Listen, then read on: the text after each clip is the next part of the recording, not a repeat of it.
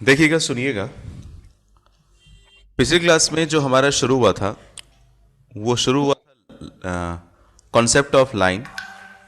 क्योंकि इस चैप्टर में तीन चीज़ें हमें पढ़नी थी। पहले तो एक बेसिक था जिसमें हम लोगों ने बस यही पढ़ा, डायरेक्शन रेशो क्या होता है, डायरेक्शन कोसाइन क्या होता है। उस क्लास में बस यही हुआ था कि direction ratio, direction cosine, direction ratio, direction cosine. अगर आपको दो पॉइंट दे रखे हैं तो दो पॉइंट के बीच का अगर आप डिफरेंस निकालते हैं, x2 minus x one, Y two minus Y one, Z two minus Z one, तो ये आपका डायरेक्शन रेशो था। और फिर हमने ये भी सीखा था कि डायरेक्शन रेशो से किस तरह से डायरेक्शन कोसाइन निकालते हैं। इसके अलावा एक बात और समझी थी शायद पिछली क्लास में कि किसी भी लाइन की इक्वेशन कैसे होती है। थोड़ा सा उसी को आज और क्लियर करते हैं। वेक्टर इक्वेशन शायद अभी नहीं बताई थी, आज पहले वेक्टर इक्वेशन बताता हूं। क्योंकि हर चीज की याद रखिए, वेक्टर इक्वेशन और कार्टेशियन इक्वेशन दोनों मिलेगी आपको, उसे ध्यान से समझना होगा। उससे पहले आपको याद हो, जो अगला हिस्सा अब कराऊंगा उससे पहले, जब वेक्टर का चैप्टर पढ़ा था हमने, तो वहां पर आपने एक पढ़ा था ट्राइंगल्स लॉ। ट्राइंगल्स लॉ में ये बताया गया था कि मान के चलिए ये एक वेक्टर है, इस वेक्टर का नाम है मान के चलिए ए बी वेक्टर। ये मूव कर रहा है ए से बी की तरफ। अच्छा, इसके बाद एक दूसरा वेक्टर है मान के चलिए बी सी वेक्टर, तो ये मूव कर रहा था बी से सी की तरफ। और इसके बाद इसको मैंने ज्वाइन कर दिया ए सी वेक्टर, तो यानी कि ये मूव कर रहा है ए से सी की तरफ। वहां पर हम लोगों ने ये पढ़ा था कि याद रखिएगा, A B vector plus B C vector ये इक्वल होता है किसके? ए सी वेक्टर के। मैं दोबारा बोल रहा हूं और इसको दो तरीकों से, A B vector plus B C vector ये इक्वल होता है किसके? ए सी वेक्टर के। ये तो डायग्रामेटिकली समझा, लेकिन थोड़ा सा ये रिटर्न फॉर्म में और भी जरा समझिएगा। ये क्या है? यहां पे लिखा हुआ है ए बी वेक्टर, इस तरफ देखिएगा लेफ्ट साइड में, यहां पे लिखा हुआ है ए बी वेक्टर, फिर यहां पे लिखा हुआ है बी सी वेक्टर। तो A B vector plus B C vector क्या बन जाएगा? A B vector plus B C vector बन जाएगा ए सी वेक्टर।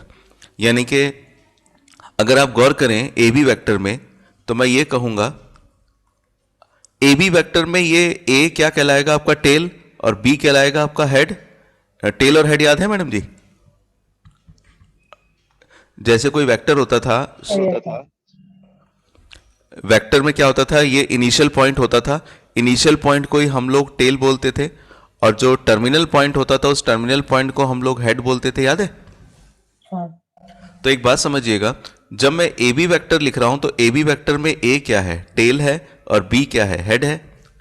फिर जब मैं बी सी वेक्टर लिख रहा हूं तो बी सी वेक्टर में अब बी टेल हो गया और सी हेड हो गया।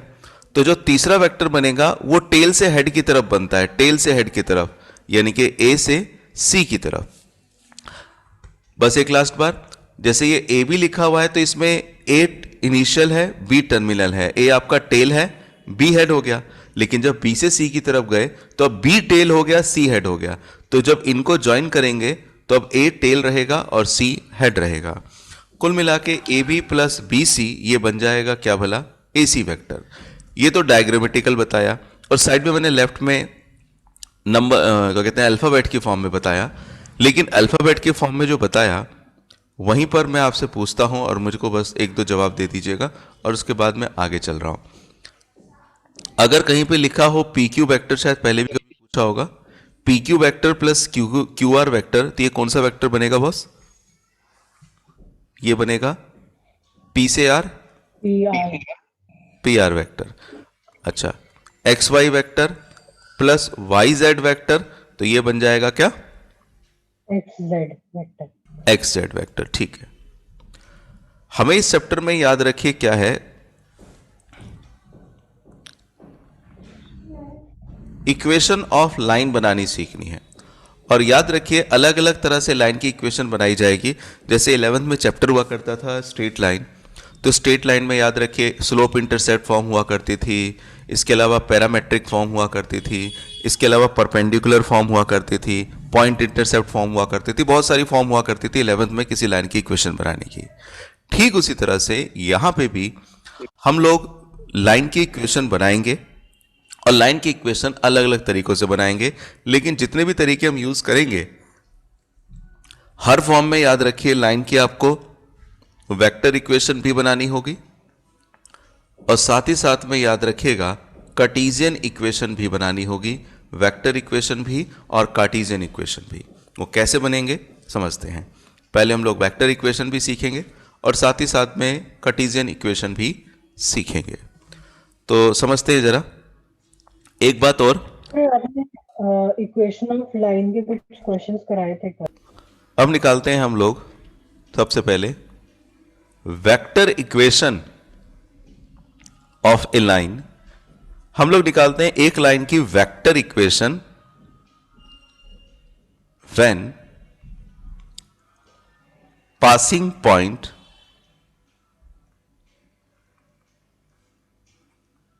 Is given. ये आपको इस तरह से फॉर्मूले वाली कॉपी में लिखना पड़ेगा, आप जरा समझिएगा बड़े ध्यान से। सबसे पहले फर्स्ट ऑफ ऑल मान के चलिए, ये ऑफ कर देता हूं जी जी। सबसे पहले मान के चलिए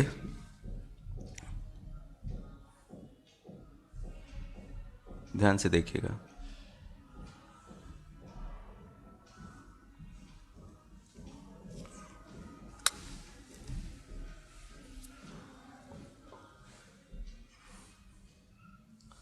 ये मैंने आपके सामने एक्स एक्सिस, वाई एक्सिस और जेड एक्सिस खींचे हैं। ये हमारा एक्स एक्सिस है, ये हमारा वाई एक्सिस है और ये हमारा जेड एक्सिस है। अच्छा, अब एक बात समझिएगा बॉस, ये मैंने आपके सामने मान के चलिए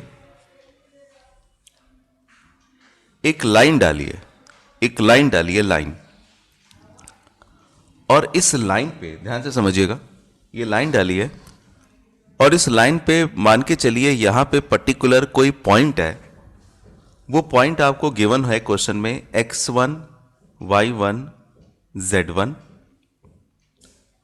एक पॉइंट दे रखा है x1, y1, z1 और साथ ही के साथ में मान के चलिए क्वेश्चन में क्या होगा, आपको क्वेश्चन में ध्यान समझिएगा, आपको क्वेश्चन में एक वेक्टर अलग से और दे रखा होगा और कह रखा होगा ये जो हमारी रेड वाली लाइन है ये इस वेक्टर के, मान के चलिए इस लाइन का नाम मैं नाम दे देता हूं बी वेक्टर, इस लाइन का नाम मान के चलिए दे देता हूं बी वेक्टर। आपको इक्वेशन इस रेड लाइन की बनानी होगी, लाइन है ये, इस लाइन की इक्वेशन बनानी होगी और ये लाइन क्या है, पैरेलल है किसके, इस ग्रीन वाली लाइन के, या कह लीजिए बी वेक्टर के पैरेलल है। समझ रहे हैं आप?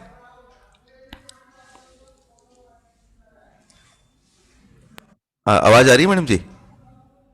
हाँ आ रही है। हाँ जरा देखिएगा, मैं थोड़ा एप्लीकेशन बता रहा हूं, मैं इसका डायरेक्ट फॉर्मूला बताने के बजाय थोड़ा सा एप्लीकेशन बता रहा हूं। थोड़ा एप्लीकेशन देख लीजिए, मतलब डेरिवेशन समझ लीजिए तो बहुत आसानी हो जाएगी। अभी थोड़ा सा अजीब लगेगा लेकिन आसानी हो जाएगी। आपको क्वेश्चन में क्या होगा, जब आप एनसीईआरटी का क्वेश्चन करेंगे, जो 4th 5th के बाद जो क्वेश्चन है वो यहीं से शुरुआत है। तो इसमें क्या होगा, थोड़ा सा डायग्राम नहीं तो नीचे हो रहा है, तो मिनट, एक मिनट।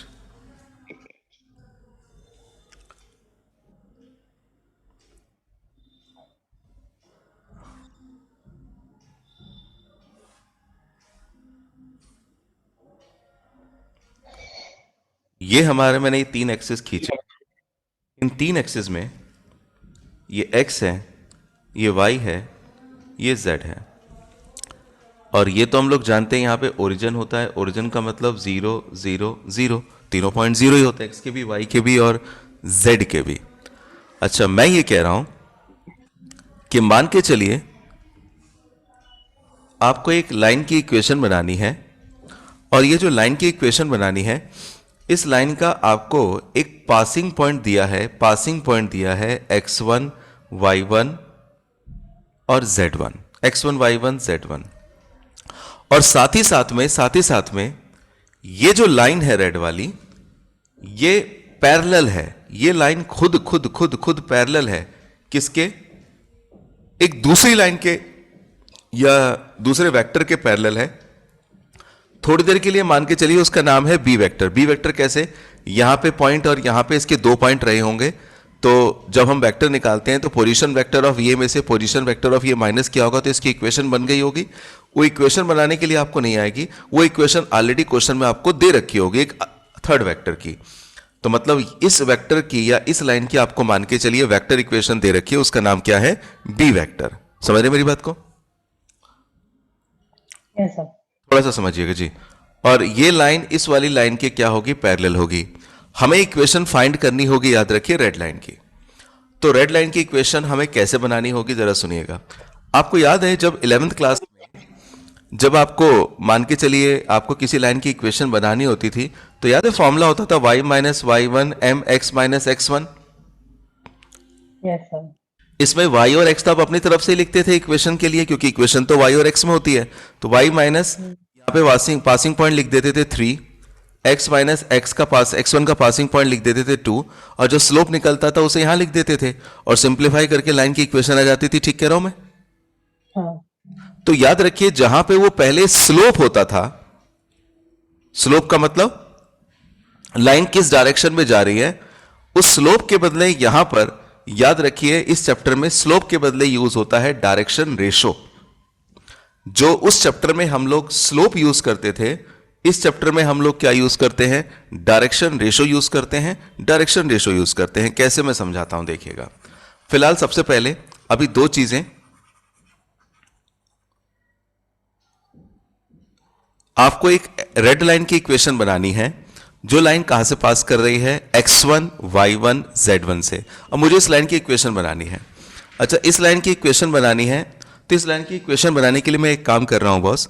मान के चलिए इस लाइन पर पर्टिकुलर कोई और पॉइंट भी है और उस पॉइंट का नाम है मान के चलिए p पॉइंट। p क्यों ले सकते थे, चलिए कोई नहीं, p पॉइंट।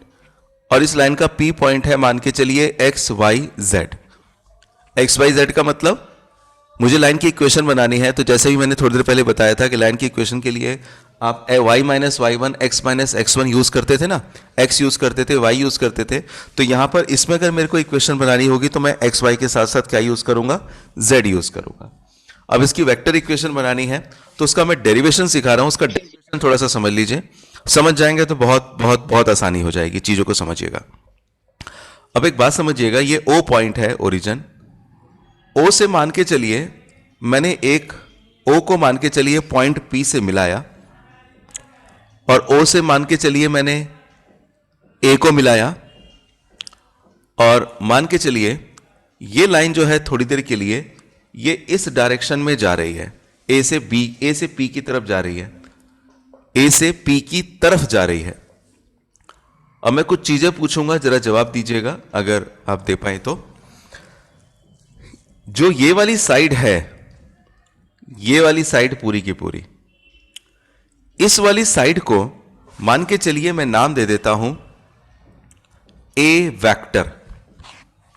ये जो ये वाली साइड है, इस वाली साइड को मैं नाम दे देता हूं क्या, ए वेक्टर। दरअसल इस क्वेश्चन को प्रूव करने के लिए मैं इस पे एक ट्राइंगल्स लॉ लगाऊंगा, क्योंकि एक तरह से देखा जाए तो मैंने पर्पल किया, एक तरह से ये ट्राइंगल बन रहा है क्या? Yes sir. जी, बड़े ध्यान से समझिएगा, बस 2 मिनट का काम है, ये समझ में आ जाएगा तो चैप्टर बहुत ज्यादा इजी हो जाएगा। और मैंने पिछले ही क्लास में बोल दिया था कि पिछले चैप्टर से ज्यादा कॉन्सेप्ट इस चैप्टर में है। इस वाली साइड को मैंने नाम दे दिया ए वेक्टर। अगर मैं आपसे पूछूं मैडम जी कि इस यहां पे ए वेक्टर की क्या वैल्यू होगी या ए वेक्टर कैसे निकाला जाएगा, तो ए वेक्टर कैसे निकाला जाएगा बता सकते हैं क्या? पोजीशन वेक्टर ऑफ ए में से पोजीशन वेक्टर ऑफ ओ को माइनस करना पड़ेगा।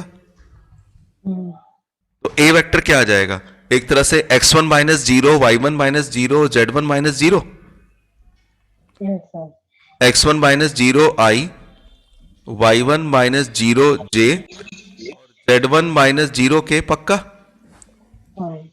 तो इसका मतलब ए वेक्टर क्या आ गया, ए वेक्टर आ गया x1 i, y1 j और z1 k आ गया। ठीक है मैडम जी?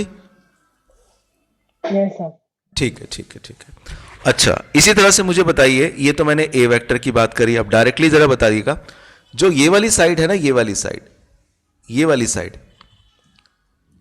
इस वाली साइड को मान के चलिए मैंने नाम दे दिया है आर वेक्टर, क्योंकि बी वेक्टर तो मैं ऊपर दे चुका हूं, तो इसे आर वेक्टर, सी वेक्टर, कुछ भी नाम दे दीजिए, लेकिन स्टैंडर्ड जो चलेगा ना आपका इस चैप्टर में, उस स्टैंडर्ड में याद रखिए आर वेक्टर यूज होगा, इसलिए मैंने इस साइड को आर वेक्टर नाम दिया।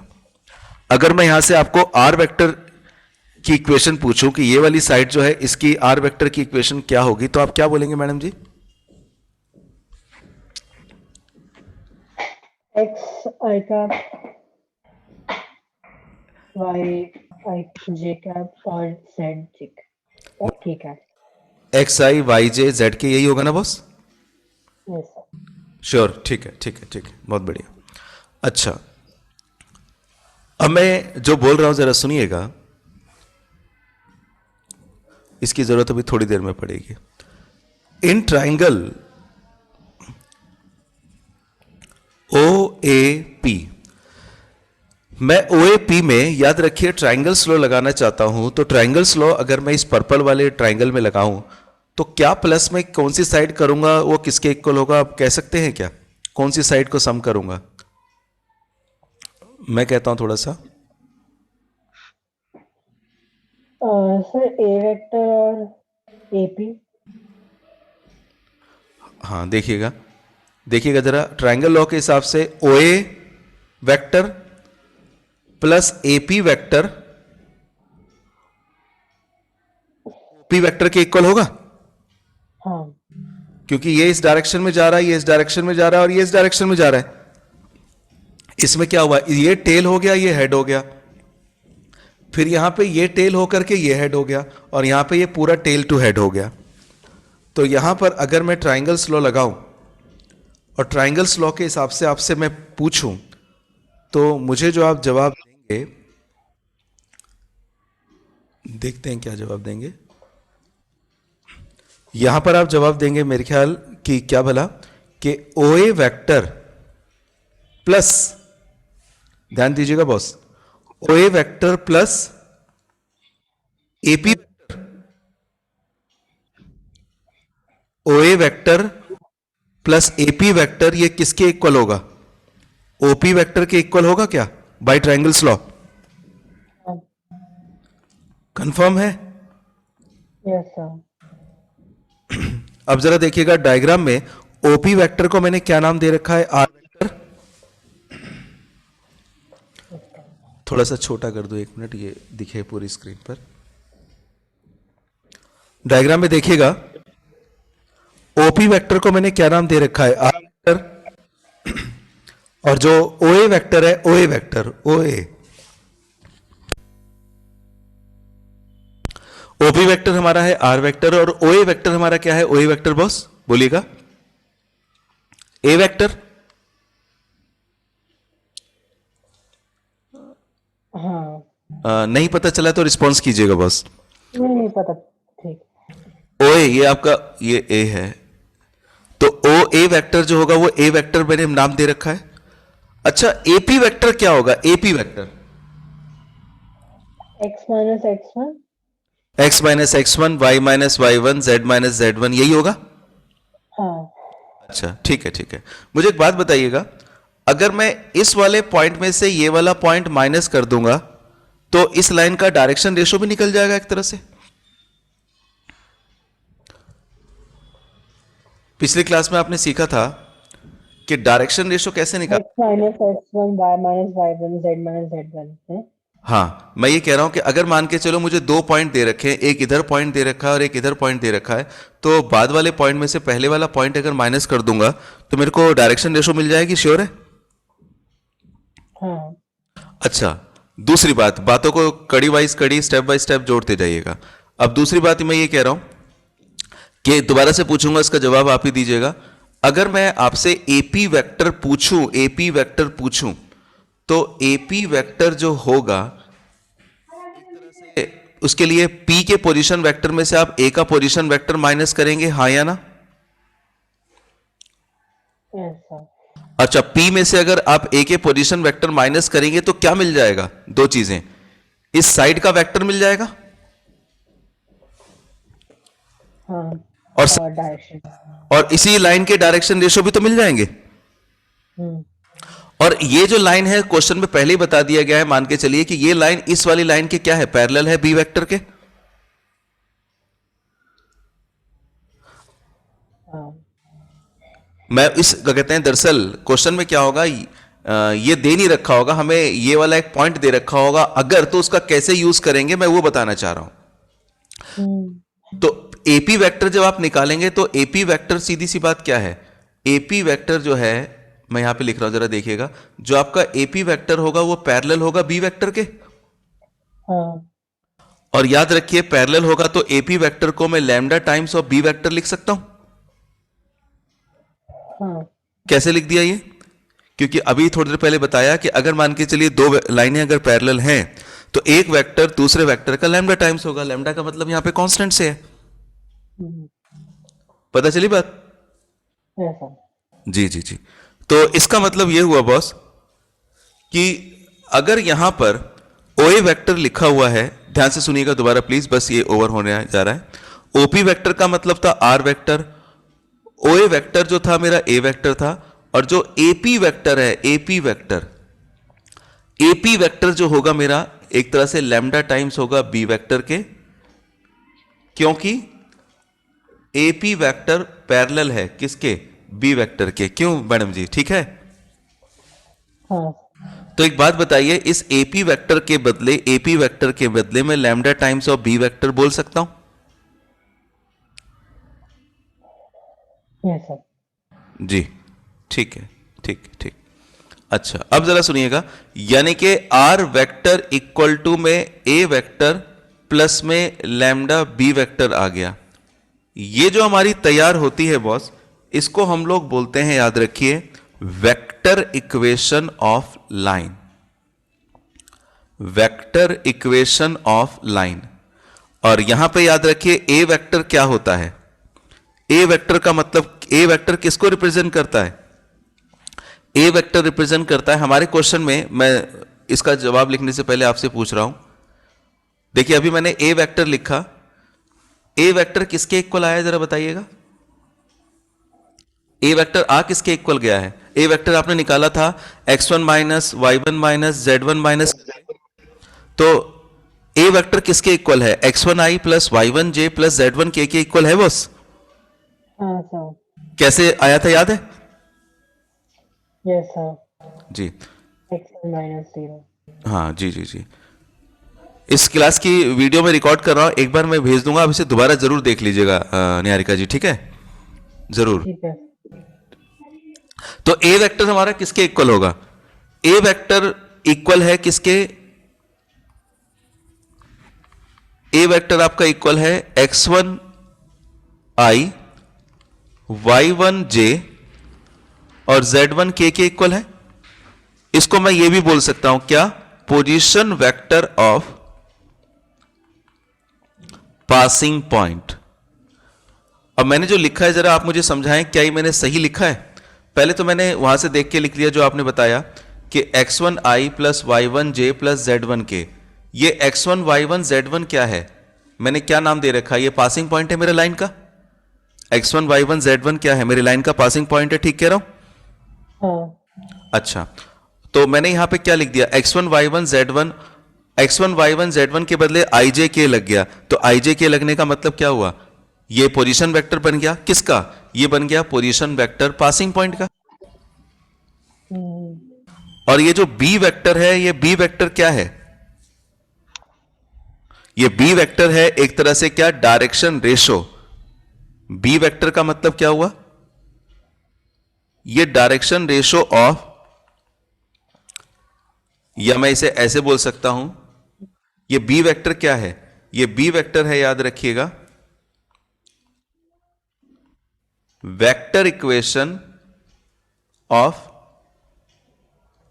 Parallel line. जो पैरेलल लाइन मुझे दे रखी थी वो इस पैरेलल लाइन की क्या है, एक तरह से वेक्टर इक्वेशन है।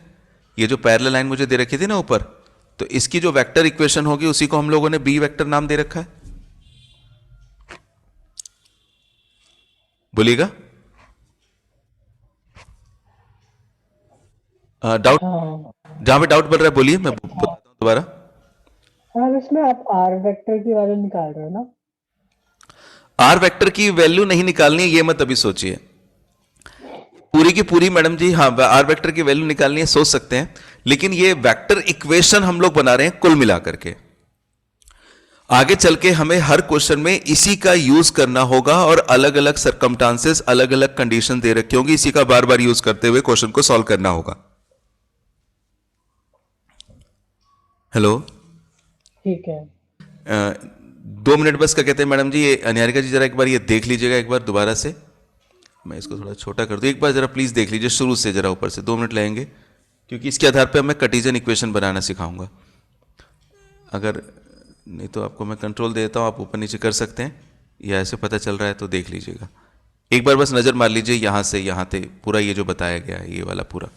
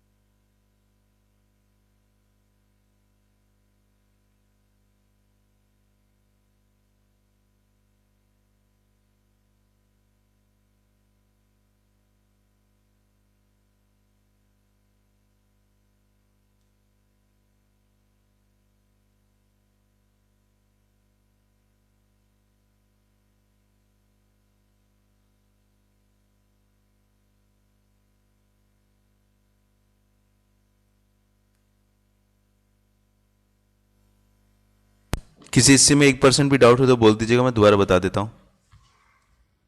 नहीं ऐसा। चलिए अभी क्वेश्चन करूंगा तो और क्लियर होगा। अच्छा, अब जरा देखिएगा आगे। अगला हिस्सा बताने से पहले एक बात सुनिएगा। ये जो जब चैप्टर शुरू हुआ था, तो आपको याद है मैंने बताया था कि जो डायरेक्शन कोसाइन होते हैं उनको हम किससे डिनोट करते हैं? एल, एम और एन से। और यस सर। डायरेक्शन रेशो को हम किससे डिनोट करते हैं, याद है कुछ? डायरेक्शन ए रेशो, बी। हाँ एबीसी से डिनोट करते हैं, एबीसी से डिनोट करते हैं, सही बात है। अब एक बात सुनिएगा जो मैं कहने जा रहा हूं।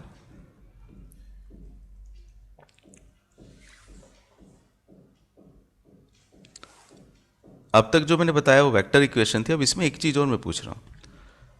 ये जो लाइन है बॉस, जो अभी मैंने आपके सामने बनाई है, ये ऊपर पैरेलल वाली, मैं इसके बारे में पूछ रहा हूं, उम्मीद करता हूं आप जवाब देंगे। ये जो लाइन है बॉस, ये लाइन इस लाइन के क्या थी? पैरेलल थी, रेड वाली लाइन के पैरेलल थी। और इस लाइन की कुछ ना कुछ याद रखिए क्या होगी? वेक्टर इक्वेशन तो होगी कुछ ना कुछ, हाँ या ना? Yes sir. अच्छा, और लैम्डा ऑफ एपी होगा ना? लैम्डा बी होगा, lambda times of B, lambda AP, हाँ कह सकते हैं, सही समझ में आया मेरे को, सही, अब पता चल गया आपने क्या कहा। लेकिन मैं अब जरा मेरे को कार्टेशियन इक्वेशन बनानी है, और उस सवाल का जवाब देना है जो कल आपने पूछा था ना कि ये अलग अलग क्यों होता है 3 पार्ट्स में, x minus x one, X Y minus Y one, Z minus Z one. हम्म, तो उसके बारे में जरा सुनिएगा। ये जो बी वेक्टर है इसकी कुछ ना कुछ याद रखिए, इसकी भी वेक्टर इक्वेशन कुछ ना कुछ होगी, और इसकी जो वेक्टर इक्वेशन होगी, मान के चलिए थोड़ी देर के लिए होगी ए वाई बी जे सी के, मान के चलिए ये जो लाइन है, इस लाइन में इसकी भी कुछ ना कुछ वेक्टर इक्वेशन होगी, वो वेक्टर इक्वेशन होगी क्या? मान के चलिए ए I plus B J plus C के, कुछ भी हो सकता है, एबीसी के बदले MNO भी हो सकता है, PQR भी हो सकता है, कुछ भी हो सकता है। अब मैं जो कहने जा रहा हूं जरा सुनिएगा। अब हम सीखने जा रहे हैं दूसरे नंबर पे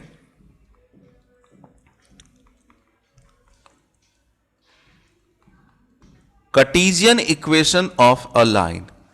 एक लाइन की कार्टेशियन इक्वेशन सीख रहे हैं, कार्टेशियन इक्वेशन। मुझे एक बात का जवाब दीजिए सबसे पहले।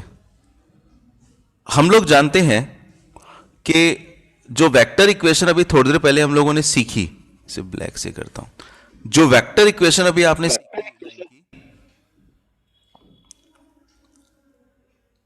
Vector equation of a line, एक लाइन की वेक्टर इक्वेशन क्या थी boss? R vector equal to में ए वेक्टर प्लस में lambda times of B vector थी। बोलिए हाँ या ना? नहीं सर। मुझे बताइए अब जरा ऊपर देखकर, आर वेक्टर किसके इक्वल होता है? आर वेक्टर, आर वेक्टर किसके इक्वल था? आर वेक्टर था x I plus Y J plus Z के इक्वल था।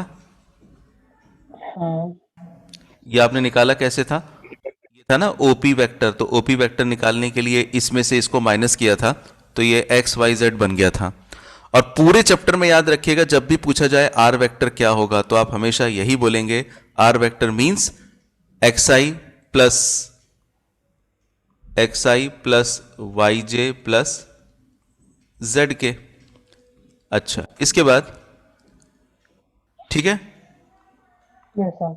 अच्छा, ए वेक्टर किसके इक्वल है? ए वेक्टर, ए वेक्टर का मतलब होता था, यहां पे या ऊपर दिखा देता हूं, ए वेक्टर का मतलब होता था x1i plus y1j plus z1 के, हाँ।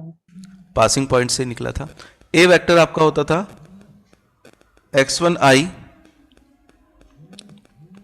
y1j और z1 के। और लास्ट बी वेक्टर किसके इक्वल है? B vector, B vector, B vector जो है, मतलब बी वेक्टर के एलिमेंट क्या है? मान के चलिए ए I plus B J plus C के है, तो यहां पे ए I plus B J plus C के है। मैंने अपनी तरफ से मैंने एक इक्वेशन बानी थी, और वो उसमें परेशान होने की जरूरत नहीं है कि ए बी सी क्यों लिया। आप ए बी सी ले लीजिए, एल एम एन ले लीजिए, पी क्यू आर ले लीजिए, कुछ भी ले लीजिए। मैंने ये आपके सामने आर वेक्टर, ए वेक्टर और बी वेक्टर, इन तीन वेक्टर की वैल्यू लिखी है पहले। इसमें कोई डाउट हो तो पहले जरा मेरे को बता दीजिए, मैं दोबारा रिकॉल कर दूं।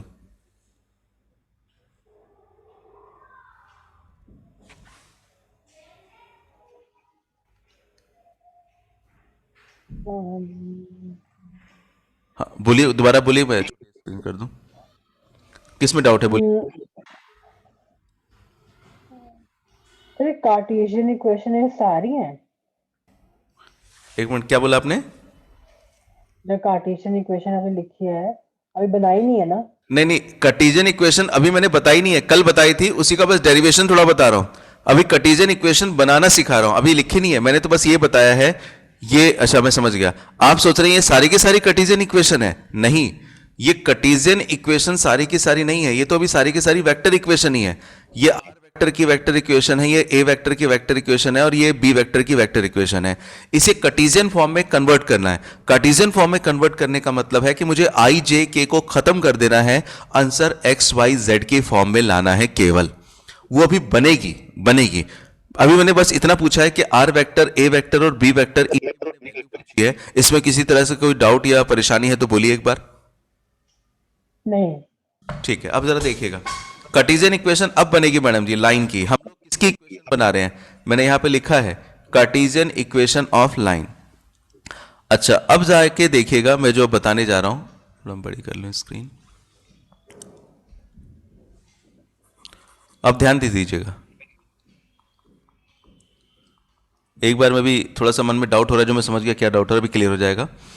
देखिए, हम लोग जानते हैं, अभी थोड़ी देर पहले हमने प्रूव किया है कि आर वेक्टर जो होता है वो ए वेक्टर प्लस में lambda times of B vector के इक्वल होता है।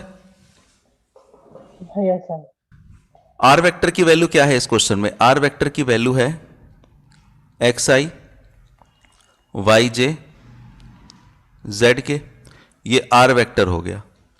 ए वेक्टर का मतलब है x1i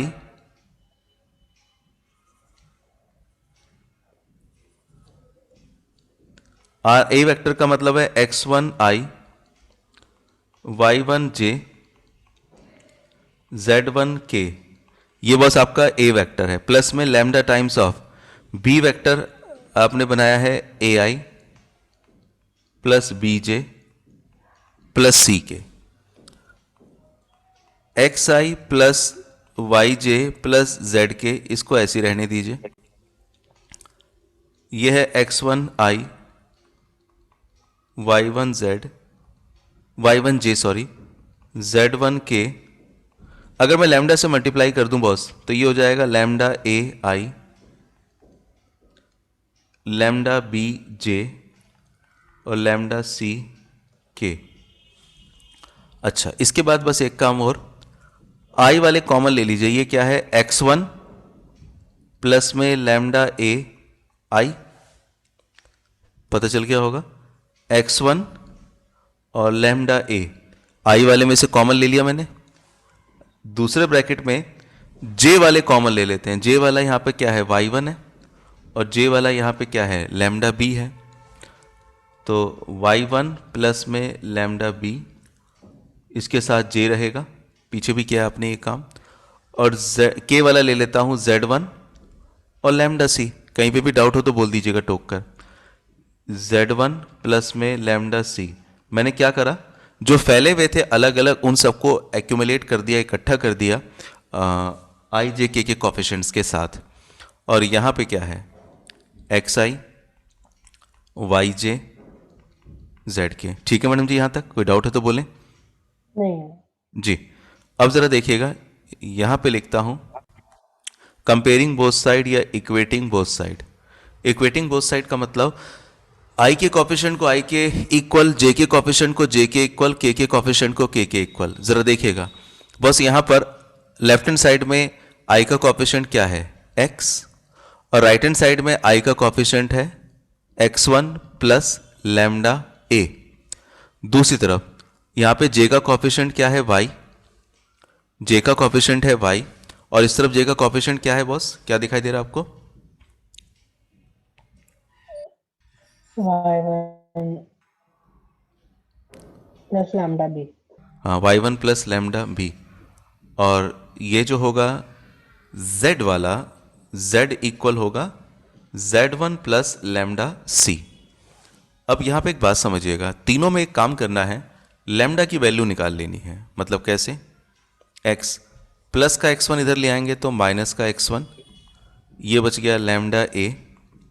लैम्डा की वैल्यू क्या आएगी, x माइनस x1 अपॉन में, x माइनस x1 अपॉन में a। यहां पर अगर मैं वैल्यू निकालूंगा तो y माइनस y1 अपॉन में b इक्वल टू, और यहां पे z माइनस z1 अपॉन में c इक्वल टू। क्या मेरी बात पता चली, मैंने जो कहा आपको अभी। Yes sir. अच्छा, अब एक बात समझिएगा जो मैं बात बताने जा रहा हूं, इसको नाम दे देते। अच्छा, अब लैम्डा के इक्वल है तो इसको इक्वल टू में लिख दिया था। हाँ, ये तीनों के तीनों क्या है, लैम्डा के इक्वल हैं, तो तीनों आपस में इक्वल होंगे। यानी कि from first, second and third, तो x minus x1, y minus y1, z minus z1, ये तीनों आपस में क्या है, इक्वल हैं, a b c। तो x minus x1, y minus y1, z minus z1, ये बन जाती है हमारी क्या, कार्टेशियन इक्वेशन ऑफ लाइन। ये इस लाइन की कार्टेशियन इक्वेशन बनती है बॉस। दोबारा लिख दूं जरा, ये सही से लिखा नहीं था, z माइनस z। अब यहां पर जो x1 y1 z1 लिखा हुआ है पॉइंट, ये किसको बताते हैं, याद रखिए, ये x1 y1 पॉइंट क्या है, पासिंग पॉइंट ऑफ लाइन, ये पासिंग पॉइंट है। और ये ए बी सी क्या है, ये कहलाते हैं, याद रखिए, डायरेक्शन रेशो। ये जो कहलाते हैं, क्या कहलाते हैं? डायरेक्शन रेशो कहलाते हैं। जो पैरेलल वेक्टर होगा उसका, कहाँ गया? ये लिखा था ना, ए आई बी जे और सी के, लिखा था मैडम जी। ऐसा। तो जो उसके आई जे के कॉफिशिएंट को ही तो बोलते हैं डायरेक्शन रेशो। तो इसका मतलब क्या हुआ? इसका मतलब ये हुआ, एक मिनट, कहाँ गया ये रहा।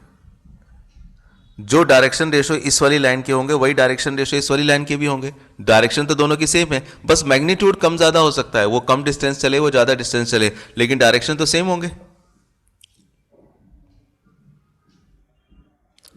हाँ। तो मैंने जब लाइन की इक्वेशन बनाई है, इसे कार्टेशियन इक्वेशन बोलते हैं। इसमें क्या होगा? x minus x one upon में a, y minus Y one upon में b और z minus Z one upon में c। ये डायरेक्शन रेशो होगा। और इसको ऐसे भी पेश किया जा सकता है, क्या? x minus x one, Y minus Y one, Z minus Z one upon में अपॉन में अपॉन में। यहाँ पे लिख सकते हैं x2 माइनस एक्स वन, नीचे y2 माइनस वाई वन और z2 माइनस जेड वन। क्यों लिख सकते हैं? तो मुझे एक जवाब देना जी यहाँ पर, इसमें सब कुछ छुपा हुआ है। इसको जरा 2 मिनट जरा तसल्ली से देखिएगा। एक बात बताइए, अगर मैं इस लाइन के डायरेक्शन रेशो आपसे पूछूं तो इसके डायरेक्शन रेशो क्या होंगे बॉस? इस लाइन के डायरेक्शन रेशो होंगे ए आई बी जे सी के होंगे। ए बी सी होगा डायरेक्शन रेशो। हाँ। और जो डायरेक्शन रेशो इस डार्क लाइन का, वही डायरेक्शन इस वाली लाइन का भी होगा। ऐसा। और तो इस सिर्फ एक ही लाइन जिसमें कोई पॉइंट, दो पॉइंट नहीं है, उसका सिर्फ आई का कोएफिशिएंट ही होगा डायरेक्शन रेशियो। यस, अगर मान के चलिए दो दो पॉइंट नहीं है, तो ये जो आपको बी वेक्टर दे रखा है वो इस लाइन का नहीं दे रखा है, ये ऊपर वाली लाइन का दे रखा है जो कि इसके पैरेलल है। ये ऊपर वाली लाइन का आपको दे रखा है, तो इसका मतलब ऊपर वाली लाइन में उसने दो पॉइंट जो पहले रहे होंगे इसके, इस पॉइंट में से ये वाला पॉइंट माइनस करके ऑलरेडी इसकी इक्वेशन बना के आपको दे रखी है। वो जो बी वेक्टर आपको दे रखा है ये पूरी की पूरी लाइन की इक्वेशन है, जिसमें आप position vector of B minus position vector of A करके एक पूरी की पूरी साइड की इक्वेशन निकालते हैं ना। जैसे यहां पर आपने, मेरे को बताइए, ओ ए वेक्टर कैसे निकाला था? ओ ए वेक्टर कैसे निकाला था? X one minus zero, Y one minus zero, Z one minus zero किया था ना बॉस, यहां पे भी, यहां पे ऐसा। तो समझ लीजिए कि ये जो आपको पैरेलल लाइन दे रखी होगी, इस पैरेलल लाइन में इस पॉइंट में से ये वाला पॉइंट माइनस करके ऑलरेडी आपको घटा रखा होगा, यानी कि अलग से दो पॉइंट नहीं दे रखे होंगे। तब हमें सीधा ही क्या करना होगा, जो इक्वेशन दे रखी होगी लाइन में, उसमें आई जे के कोएफिशिएंट निकाल लेने होंगे, वही आपके डायरेक्शन रेशो बनेंगे उस लाइन के लिए। ठीक है।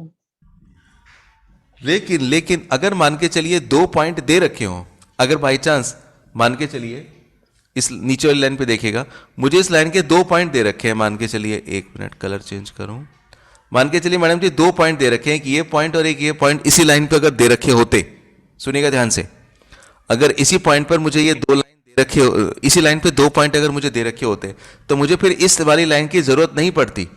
क्यों नहीं जरूरत पड़ती? क्योंकि मेरे को डायरेक्शन रेशो निकालने हैं। अगर मुझे दो पॉइंट दे रखे होते तो x2 minus x one, Y two minus Y one, z2 minus Z one करता, तो मेरे को इस लाइन के डायरेक्शन रेशो मिल जाते इजीली।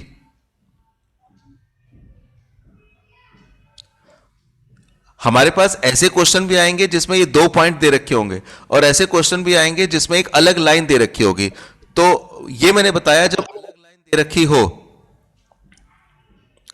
अलग लाइन दे रखी हो, तो हम लोग ये वाला फॉर्मूला यूज कर लेंगे। अगर उसी लाइन पे दो पॉइंट दे रखे हो तो हम ये वाला फॉर्मूला यूज करके क्वेश्चन को सॉल्व करते हैं। एक क्वेश्चन में लेता हूं तो चीज समझ में आएगी ढंग से, है ना हाँ। जी? एक मिनट, अभी तो एक कॉन्सेप्ट हुआ है, अभी सवाल होंगे तो और चीजें ढंग से साफ हो जाएंगी। जी, क्वेश्चन करता हूं मैं।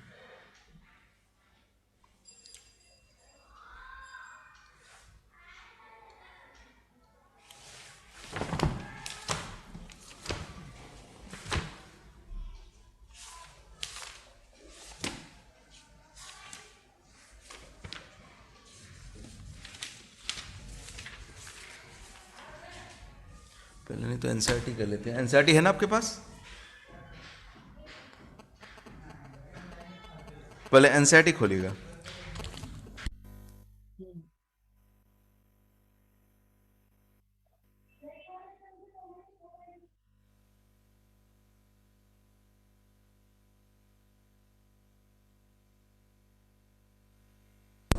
एनसीईआरटी में कुछ क्वेश्चन तो हमारे हो गए थे शायद, कहाँ तक 2 3 जी जी जी, गॉट इट। क्वेश्चन 11.2 पे क्वेश्चन नंबर 4 पर आइए, देखिए चीजें समझ में आएंगी तब आपको।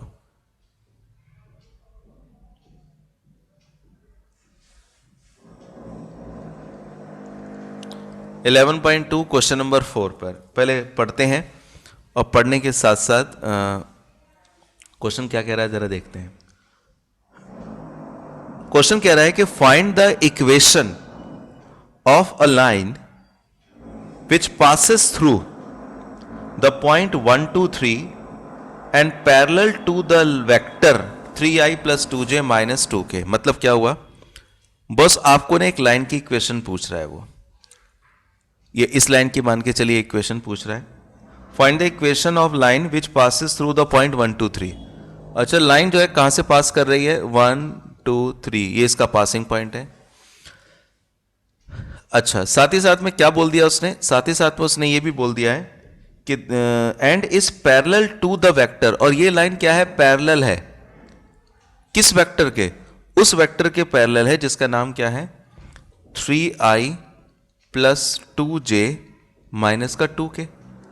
पहले डायग्राम समझिएगा, आपको इक्वेशन इस वाली लाइन की बनानी है। ये लाइन गुजर रही है किससे, 1 2 3 से, और ये लाइन पैरेलल है किसके, उस वेक्टर के, जिस वेक्टर का नाम क्या है, 3i + 2j -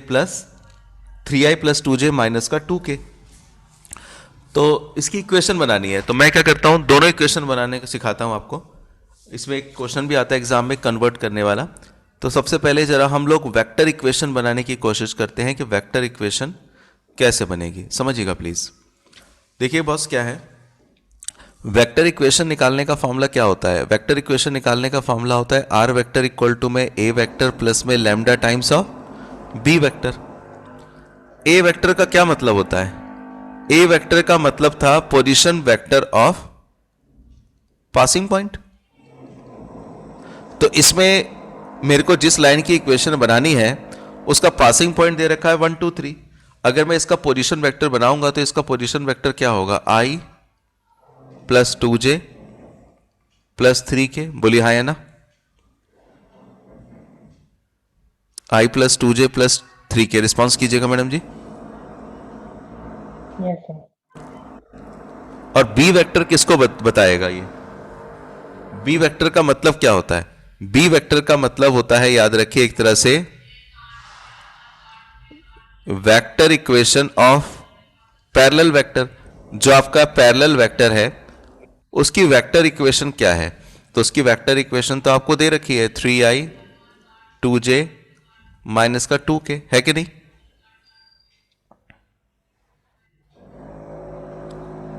यस सर। हाँ। डाउट हो रहा है तो बोलिए मैडम, किसी और तरीके से।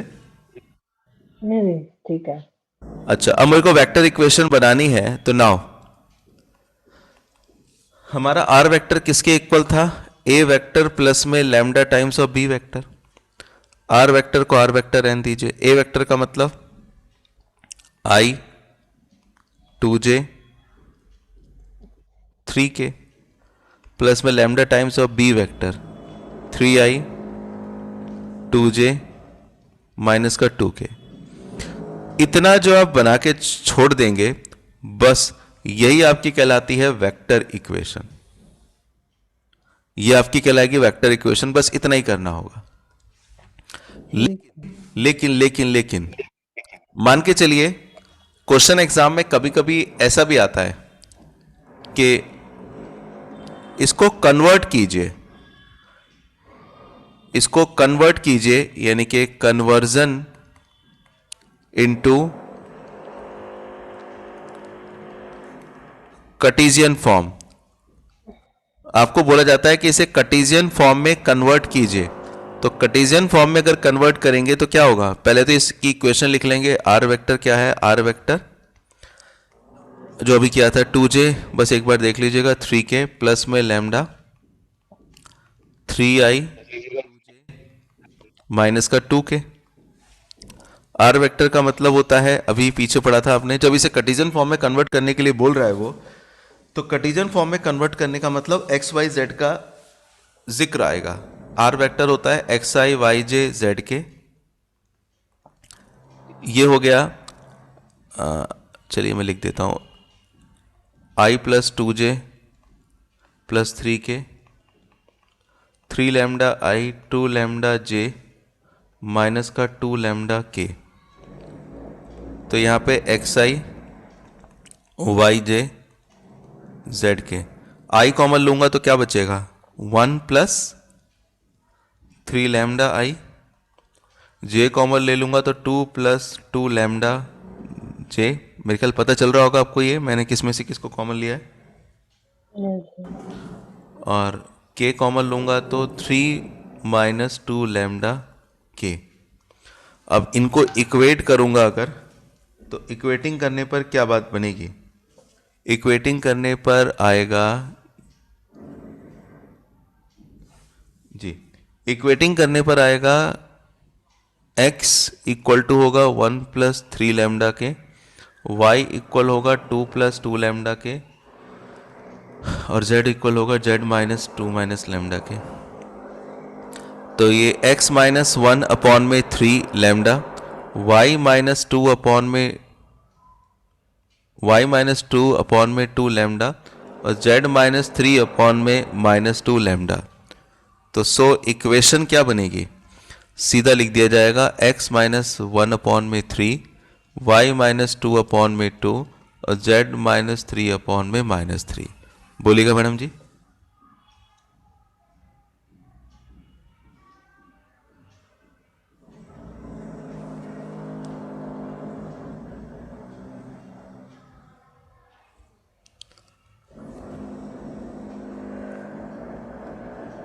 आप लिख भी रहे हैं क्या?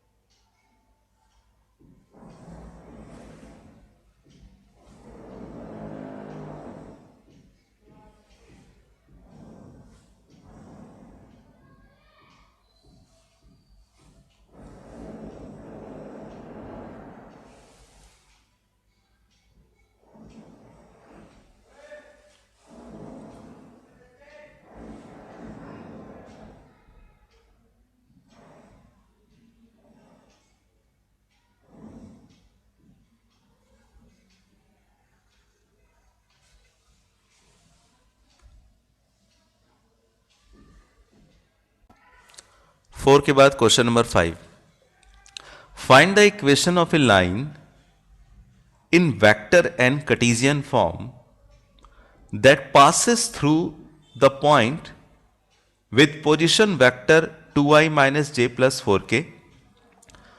आपकी एक लाइन है जिस पॉइंट से गुजर रही है, उसका पोजीशन वेक्टर आपको गिवन है 2i माइनस जे प्लस 4k। इसका मतलब ये पोजीशन वेक्टर दे रखा है पासिंग पॉइंट का, इसका मतलब ऑरली पूछ रहा हूं ये ए वेक्टर दे रखा है या बी वेक्टर दे रखा है आपको?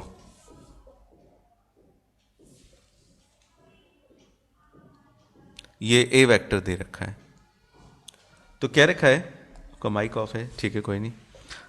क्या रखा है क्वेश्चन में, find the equation of the line in vector and Cartesian form that passes through the point with position vector 2i minus j plus 4k and in the direction, और वो line किस डायरेक्शन में है, i plus 2j minus k। मतलब ये आप ही को बनाना होगा, बस मैं इक्वेशन बना के दे दूं आपको। एक लाइन की इक्वेशन बनानी है बॉस। वो लाइन जहां से गुजर रही है उसका पोजीशन वेक्टर दे रखा है। क्या दे रखा है पोजीशन वेक्टर? 2i माइनस जे प्लस का 4k, और साथ ही साथ में ये लाइन जिस डायरेक्शन में जा रही है, मान के चलिए जिस डायरेक्शन में जा रही है उसके डायरेक्शन क्या दे रखे हैं, वो इस डायरेक्शन में जा रही है तो वो है i प्लस 2j माइनस का k। इसकी वेक्टर और कार्टेशियन इक्वेशन दोनों आप बनाइए। पहले a वेक्टर बाकायदा लिखिए, b वेक्टर बाकायदा लिखिए, और फिर मेरे को जरा बताइएगा आंसर दोनों।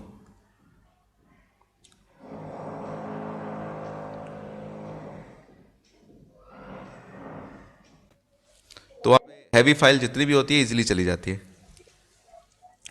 चलिए कोई नहीं, छठा क्वेश्चन देखिएगा। 6 क्वेश्चन। 6 क्वेश्चन क्या कह रहा है समझते हैं जरा। कहां गया? Find the Cartesian equation of a line which passes through the point -2 4 -5 and parallel to the line given by ये। देखिए अब यहां पे मुझे आप बताएंगे क्या रखा है, find the equation of line. आपको एक लाइन की इक्वेशन बनानी है। Find the Cartesian equation of a line which passes through the point, कहां से पास कर रहा है ये लाइन? -2 4 और -5 से। और साथ ही साथ में क्या बोल रखा है, ये लाइन खुद पैरेलल है। ये लाइन पैरेलल है किसके? उस लाइन के जिसका नाम क्या है, x प्लस 3 अपॉन में 3, y माइनस 4 अपॉन में 5 और z प्लस 8 अपॉन में 6। पहले बताइए, मैंने 2 लाइन खींची, एक ब्लैक और एक ब्राउन। इसमें से आपको कौन सी लाइन की इक्वेशन बनानी है, ब्लैक की या ब्राउन की?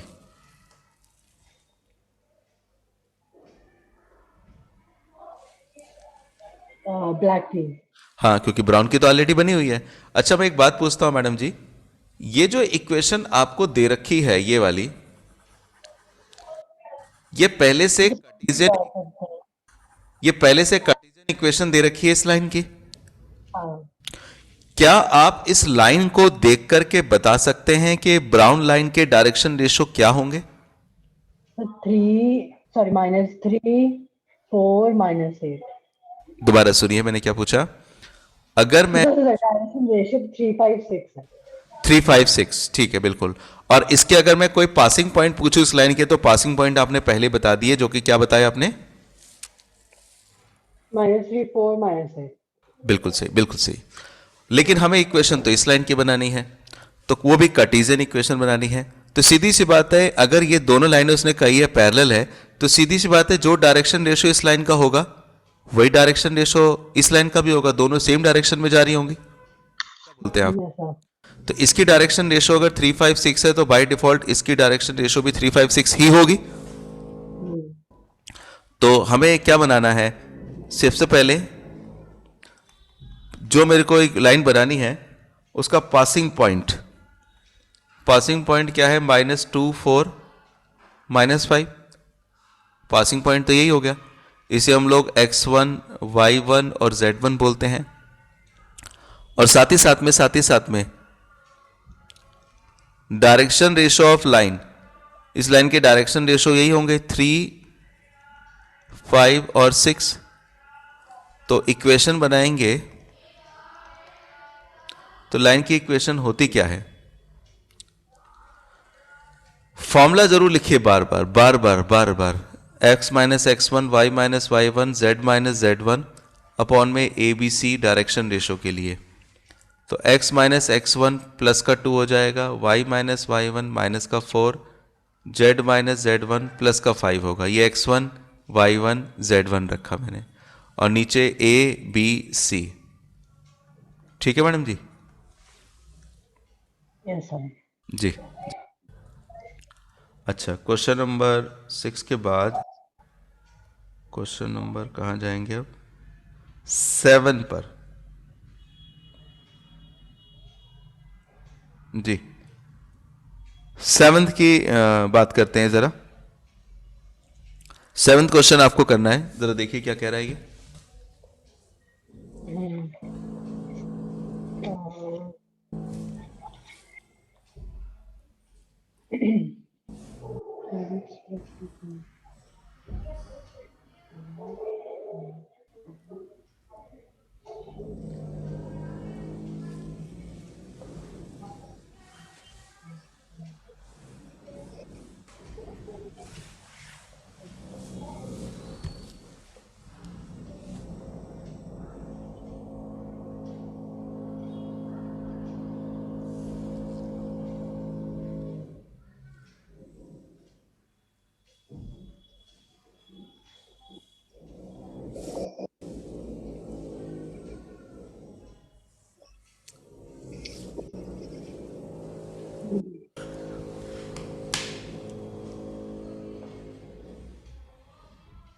तो हो गया।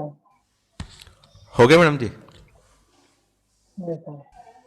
5 i cap minus 4 j cap plus 6 k cap plus lambda bracket में 3 i cap plus 7 j cap plus 2 k cap. ठीक ठीक ठीक ठीक ठीक ठीक। सर क्वेश्चन कितने मार्क्स के हैं? 2 मार्क्स के? हाँ मैडम जी, अभी क्वेश्चन ना 2 मार्क्स के ना 1 मार्क्स के हैं, क्वेश्चन आने वाले दूसरे हैं, ये नहीं है वो। एमसीक्यू में पूछा जा सकता है तो 1 मार्क का ही रहेगा, लेकिन ये क्वेश्चन नहीं पूछे जाएंगे, वो दूसरे क्वेश्चन होंगे। क्वेश्चन नंबर 8 को जरा पढ़ लीजिए। 1 मिनट मैं जरा ये बता दूं। मान के चलिए एक लाइन आपको दे रखी है, इस लाइन के मान के चलिए पॉइंट दे रखे हैं x1 y1 z1, और एक पॉइंट दे रखा है x2 y2 z2।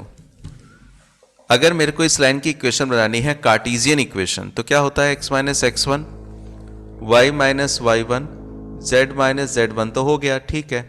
लेकिन साथ ही साथ में नीचे डायरेक्शन रेशो भी तो लिखे जाते हैं।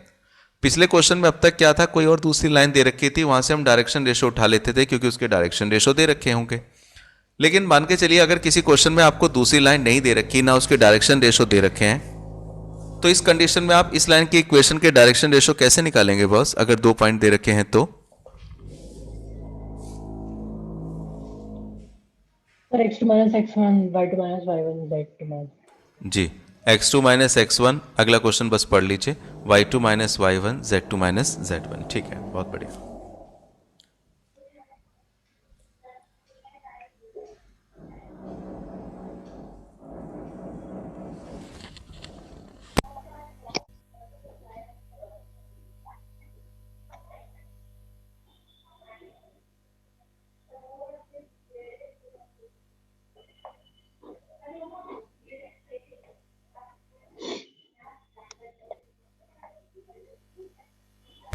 उसमें एक पॉइंट ओरिजिन है 0 0 0, और एक point 5 i cap minus 2 j cap plus 3 k cap बन जाएगा ना?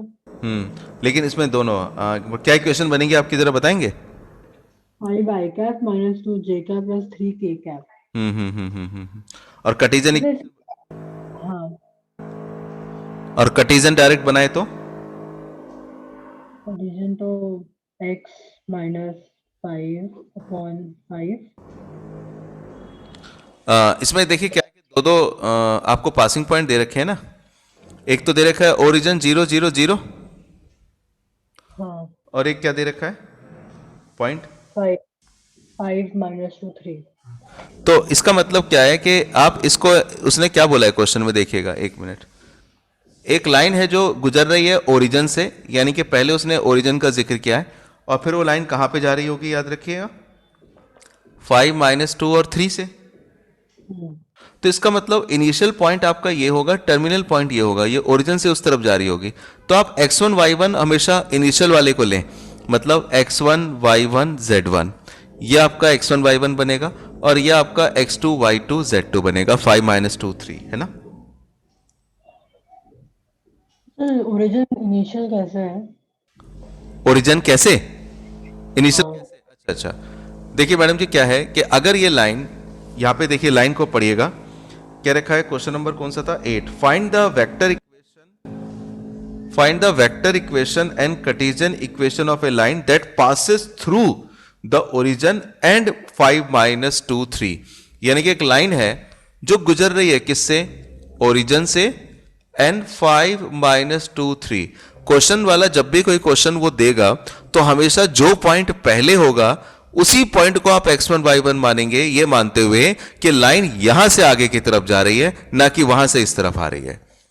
क्योंकि लाइन जब हम पढ़ते हैं तो ऐसे पढ़ते हैं कि ये पॉइंट यहां से यहां तक जा रही है, यानी कि 2 3 5, 5 2 6 या 5 3 7।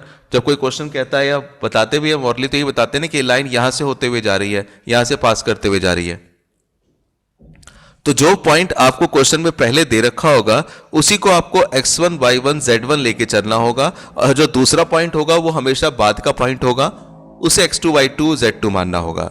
दूसरी बात ये एक स्टैंडर्ड है, यूनिवर्सल है, कि जब भी पॉइंट पढ़े जाते हैं तो पहले इनिशियल पॉइंट को पहले बताया जाता है और टर्मिनल पॉइंट को बाद में बताया जाता है कि आप कहां से कहां को जा रहे हैं। समझ रहे हैं मेरी बात को।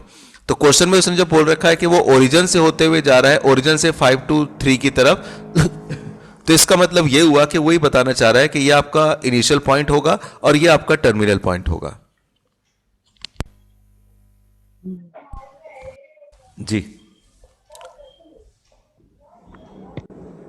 आगे देखिएगा।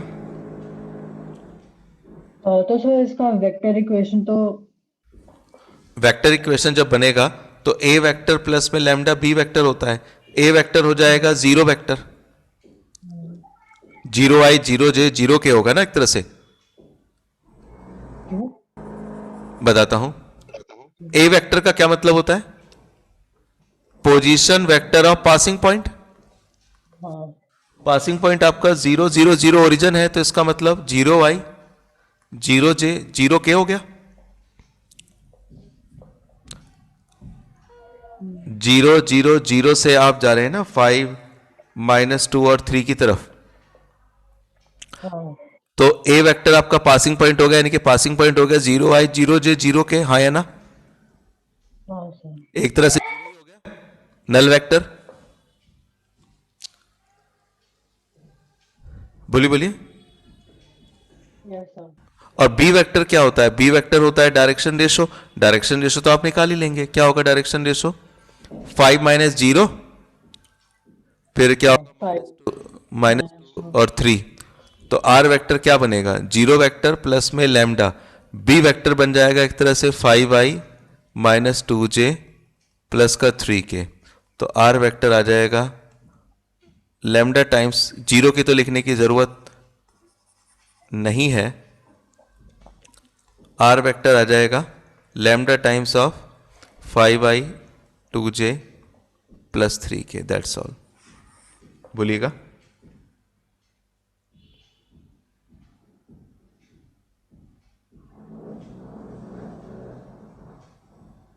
ठीक है सर। और इसे कार्टेशियन इक्वेशन कार्टेशियन इक्वेशन तो आप डायरेक्ट ही निकाल सकते हैं। कार्टेशियन इक्वेशन होगी x minus 0 y minus 0 z minus 0 upon में डायरेक्शन रेशो आपने निकाल ही लिए हैं 5 माइनस 2 और 3, तो x अपॉन में 5, y अपॉन में माइनस 2, z अपॉन में 3, है कि नहीं। ठीक है सर।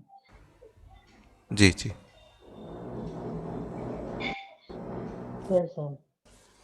जी मैम।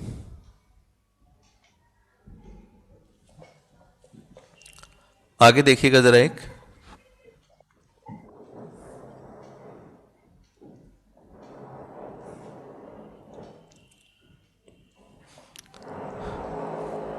मान के चलिए अब आपको एक लाइन दे रखी है, एक लाइन दे रखी है बॉस इस तरह से, उसकी इक्वेशन है a1 वेक्टर प्लस में लैम्डा b1 वेक्टर।